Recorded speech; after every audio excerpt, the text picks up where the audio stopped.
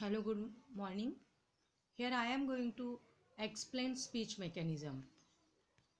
Now this is the diagram of speech mechanism through which we can speak or articulate different speech sounds. In English there are 44 speech sounds. Among them 24 consonant and 12 pure vowel. So in the production of this speech sound, the role of organs of speech is very important. Let us see, I explained this diagram.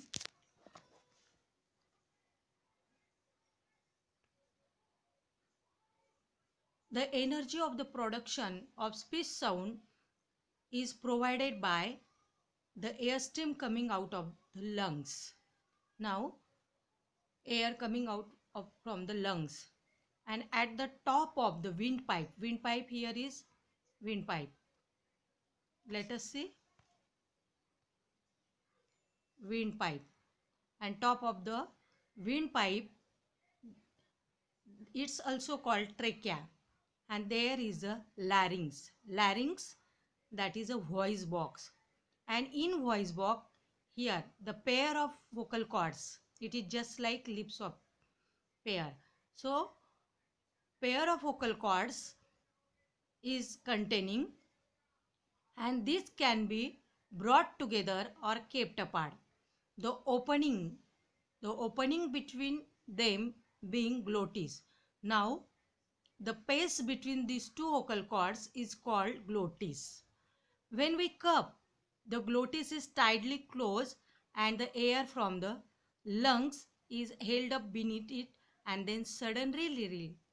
When we breathe out, the glottis is held open and the vocal cords vibrate, which are sufficiently close together, and they vibrate and the air come from the lungs and passes between them. So whenever here is the vibration of the air, so voiced sound created, and whenever air pass without any obstacles, that is the means vocal cords kept apart, and so voiceless sound created. So the position of vocal cords, now these vocal cords, the position of vocal cords is very important in the production of speech sound.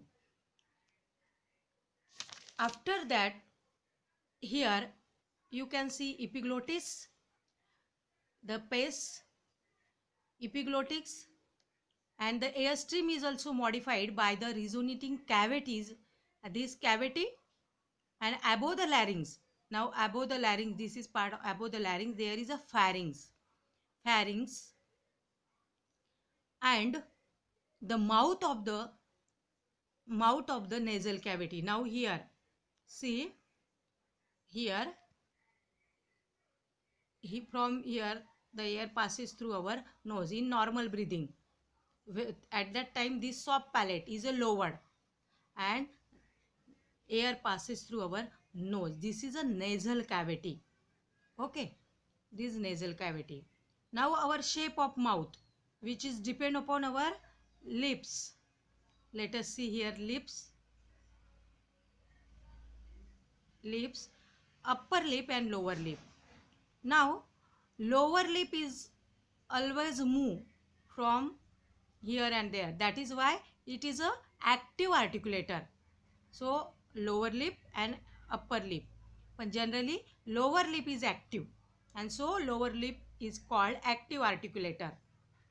Now this is the part of our tongue.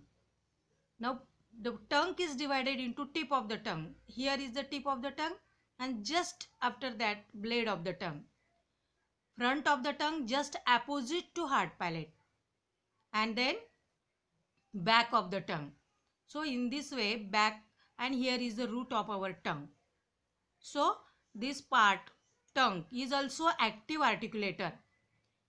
Lower lip and our tongue is an active articulator. And what is about other? Now here see teeth, upper teeth and lower teeth, and just after that there is a teeth ridge. Teeth ridge is also called what?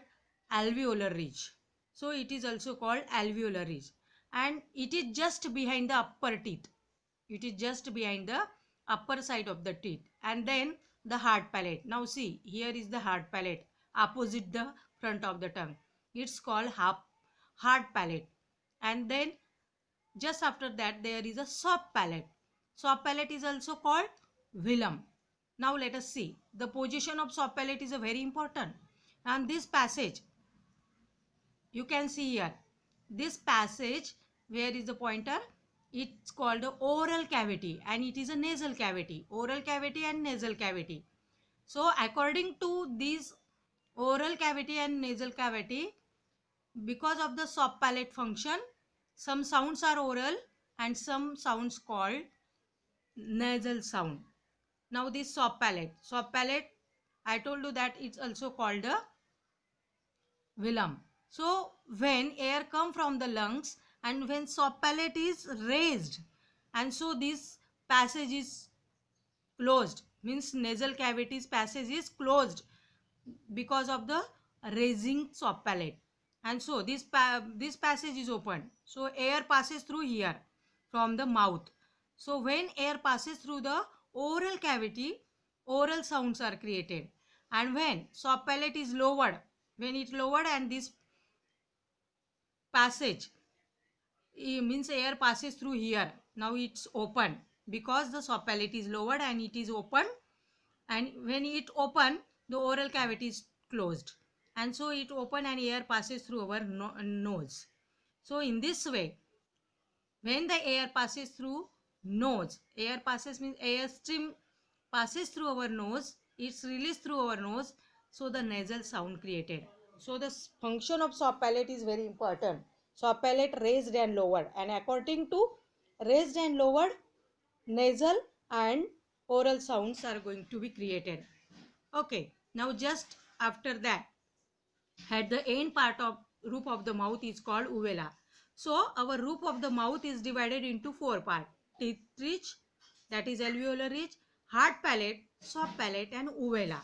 Okay, now then the here we can see it is the this is the mouth or oral passage. Sometime means for just like Hindi sound, you know that the one of the Hindi sound kyonki, for that air passes through both from oral sound as well as nasal sound. So there it's called the nasalized sound. Nasalized sound is not in English. Nasalized sound is not in English because here in English there are only oral and nasal sound. Okay.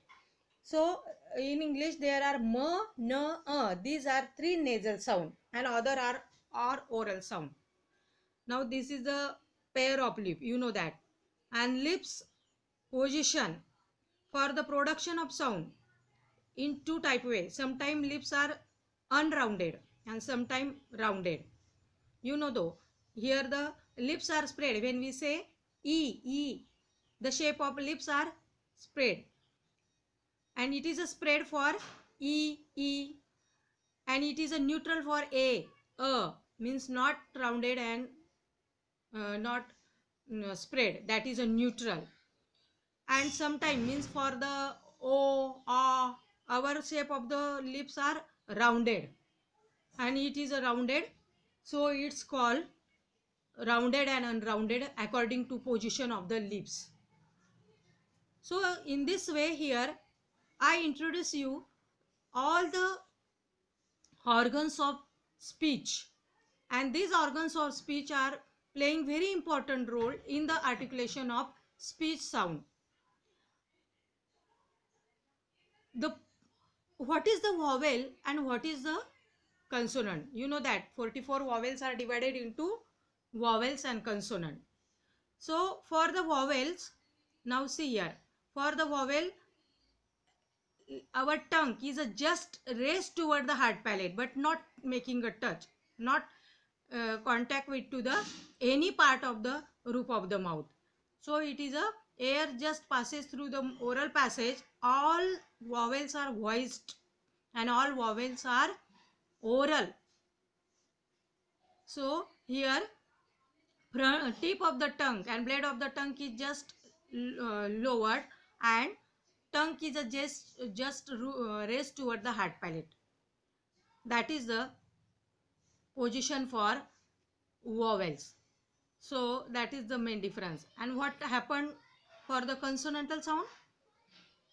The various part of our tongue can make a contact with the upper, that is the roof of the mouth, and which is brought very near, means tongue make a contact with these two all these part. Whenever we say t, d, when we say t and d, so tip of the tongue making contact with this teeth ridge t. And when we say p, b, now two lips are closed. And so in the consonantal sound, the tongue or lips are making contact with each other, and so and the produce different consonantal sound. So in this way, that is the difference between consonantal and vowel sound. Okay, I just explained this diagram. Now here, this diagram means our AST mechanism or our organs of speech is divided into three groups. First is the respiratory system. What is a respiratory system? Respiratory system, which is consists the lungs, muscles of chest. Now see here, it consists lungs, muscles of chest and trachea. So it is in the respiratory system. Second system is a phonatory system. Phonatory system consists the larynx, that is a voice box, and in voice box there are the pair of vocal cords. Third system is the articulatory system, and this system consists the all mouth organs. Now see here, lips, teeth, tongue. Now tongues has a four types, means four parts: tip of the tongue, blade of the tongue, front part of the tongue and back part of the tongue. Now roof of the mouth. I told you in the diagram, roof of the mouth is divided into four, or it has a four part: teeth ridge, that is alveolar, then hard palate, soft palate and uvula, and pharynx. These organs are containing in the articulatory system, and these two organs, larynx and vocal cords, containing in the phonatory system, and lungs, trachea, muscles of chest are containing into the respiratory system. According to these speech sounds as well as the organs of speech, now we have seen here there are the three AST mechanism. Now it explains the nature of AST. How our nature of AST mechanism is that. Now see here, our nature of AST mechanism divided into three parts. Pulmonic. So what is a pulmonic? Pulmonic is the where AST mechanism consists the lungs and the respiratory muscles. So where it is a egressive or ingressive. So what is a egressive? Egressive AST mechanism is used to push air out, that is called egressive. And what is a ingressive? When it is a used to draw air in, it is called ingressive. And please remember, all English sounds are produced with pulmonic egressive AST mechanism. Please remember, I just repeat, all English sounds are produced with pulmonic egressive AST mechanism. So see the next AST mechanism, that is a glottalic. Glottalic, the AST mechanism consists of the closed glottis and the air in the pharynx is used. So that is the nature of AST mechanism in glottalic. So what is about the velaric? Velaric AST mechanism consists of the tongue. The air in the mouth is set in motion during the AST mechanism. Now in this way here, we have seen how our speech mechanism is play important role in the production of speech sound. Thank you very much.